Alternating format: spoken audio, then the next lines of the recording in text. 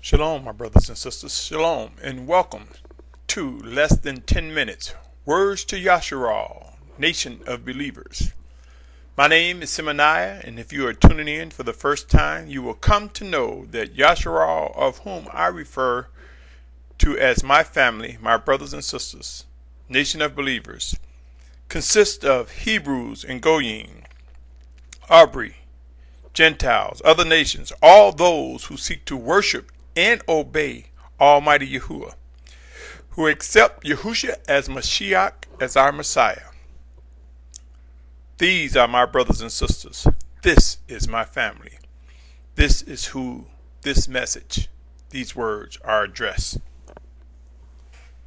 With that said, this segment of Less Than 10 Minutes, Words to Yashar'al, I want to address the matter of camps, groups, fellowship, rebellion. And I want to bring your attention to a story that is written in Scripture. And so I asked the question, did the earth open up and swallow the rebellious? What is written in Scriptures regarding camps, groups, fellowships, etc., whatever word you should choose, is it possible that some of these experiences or something similar could reoccur in our lifetime? Will we witness Yashar'al take on a righteous shape before Yahusha's return? With that said, let's move into this particular message. A look at some history regarding how the Almighty Father proved whom he had chosen versus those who thought they would lead but were rebellious. Let's take a look at that. And while we examine these scriptures, I want you to pray on these matters, my brothers and sisters. Believe it or not, we must choose wisely whom we join, what fellowship, group, camp, etc. is awarded our time in allegiance. Beware, it would be wise not to be in the midst of judgment and wrath if and only if the Almighty Father Yahuah executes such on those who fight against his appointed. Keep in mind, there are those who say they are not part of any camp, group, fellowship, etc., but their actions reveal them to be in attendance and speak louder. Their actions speak louder than their words. What's your position? I will read a piece of history, and you decide what direction you will pursue on this journey. Doing nothing in or becoming a silo does not exempt you or me from following living instructions and guidance from the Spirit of Yahusha. Pray and seek discernment and understanding regarding which direction to take. You see, my brothers and sisters, this is real. We are at war. We're in a battle. It's not a joke. It's not a game. It's not a religion. It's a way of life. Choose wisely which direction you would take. With that said, let me read this example. I'm in Numbers 16:1. Numbers 16:1, and I will read 16:1 to 16:33. And it reads as follows. And Korah, son of Yitzhar, son of Kehath, and son of Lui, took both Dathan and Abiram, the sons of Eliab, and On, son of Peleth, sons of Reuben. And they rose up before Moshe with some of the children of Yashar'al, 250 leaders of the congregation called ones of the meetings, men of name. So 250 here. I'm pausing and I'm going to go back. Number 16:3 reads, and they assembled against Moshe and against Aharon and said to them, enough of you, for all the congregation is set apart, all of them, and Yahuwah is in their midst. Why then do you lift up yourselves above the assembly of Yahuwah? And when Moshe heard, he fell on his face and spoke to Korah and all this company, saying, tomorrow morning Yahuwah shall make known who is his and who is set apart, and bring him near to him, and let him bring near to him the one whom he chooses. Continuing on, Numbers 16:6. Do this, take fire holders, Korah and all your company, and put fire on them, and put incense in them before Yahuwah tomorrow. And it shall be that the one whom Yahuwah chooses is the set apart one. Enough of you, sons of Lui. And Moshe said to Korah, hear now, you sons of Lui, Is it little to you that the Elohim of Yashar'al has separated you from the congregation of Yashar'al to bring you near to himself, to perform the service of the dwelling place of Yahuah, and to stand before the congregation to serve him?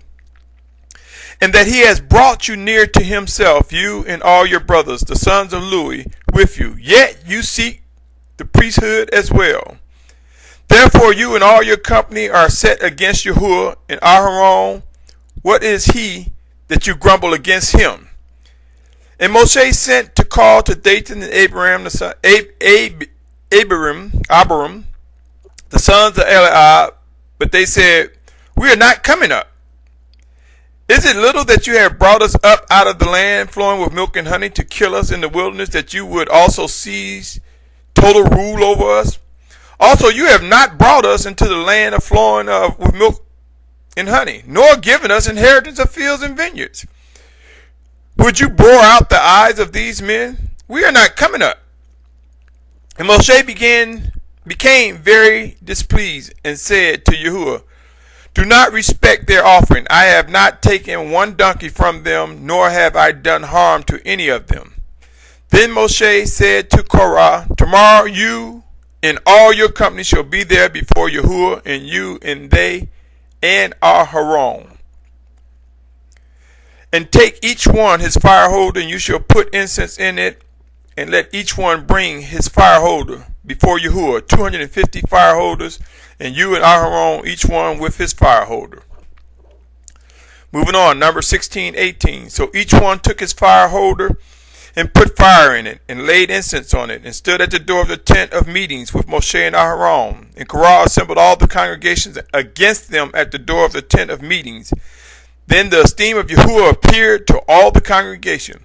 And Yahuah spoke to Moshe and to Aharon, saying, separate yourselves from the midst of this congregation, and let me consume them in a moment. But they fell on their faces and said, O El Elohim of the spirits of all flesh, when one man sins, are you wroth with all the congregation? And Yahuah spoke to Moshe, saying, speak to the congregation, saying, move away from around the tents of Korah, Dathan, and Abiram. So Moshe rose up and went to Dathan, Abiram, and the elders of Yashar'al followed him. I'm in Numbers 16:26 now. And he spoke to the congregation, saying, please turn away from the tents of these wrong men. Do not touch whatever belongs to them, lest you be consumed in all their sins. Then they moved away from around the tents of Korah, Dathan and Abiram came out and stood at the door of their tents with their wives, their sons, and their little children. And Moshe said, by this know that Yahuah has sent me to do all these works, that they are not from my own heart. If these die as all men do, and if they are visited as all men are visited, then Yahuah has not sent me. But if Yahuah creates what is unheard of, and the earth opens its mouth and swallows them up with all that belongs to them, and they go down alive into the grave, then you shall know that these men have scorned Yahuah. And it came to be, as he ended speaking all these words, that the ground under them split apart, and the earth opened its mouth and swallowed them up, and their households, and all the men with Korah and all their goods. So they and all those with them went down alive into the grave, and the earth closed over them, and they perished from the midst of the assembly. My brothers and sisters, are we running out of time to continue in the manner in which we live? Will Yashar'al be gathered? Will we witness a demonstration of an awakening nation of believers coming together before the return of the Mashiach Yahushua? What will be the nature of the events that will occur to remove any obstacle that fights against the fulfillment of Scripture? Remember, it is the Almighty Yahuwah's plan, and it will come to be. Pray and watch. Until next time, my family, my brothers and sisters, until next time, choose wisely whom you will fellowship and associate yourself with. Till next time, shalom, shalom, shalom.